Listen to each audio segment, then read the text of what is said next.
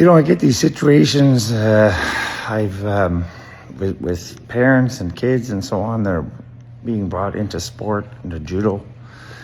And sometimes it really makes me wonder about, what people learn from this.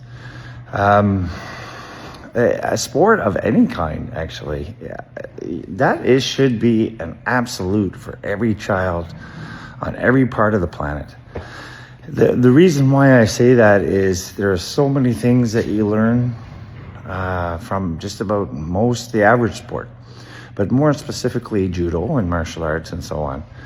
You learn things like respect and discipline, things that you don't necessarily get even in some homes, for that matter, let alone other types of settings. So when you got a parent who has brought a child, whatever their age is, whether it's from as young as 5 years old to a teen year, and then they keep them in the sport for a while. And there's two issues that come up. One is the kid might get bored with it after a while. And if a real more disciplined parent will say to that child, at whatever age, no, you're going to see this through, you're going to finish it out at least for the year, and that's responsible parenting.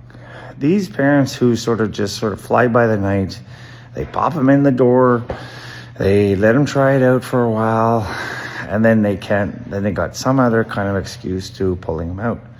That's not healthy. That's not healthy parenting. It's not very responsible, to say the least. It really sort of harms that child. And the other thing is I know from personal experience, as a father, grandfather, and so on, that, kids remember this stuff. They remember the activities they got involved in. They really do. They sometimes will remember this more than they'll remember even their own school that they grew up in. So keep that in mind.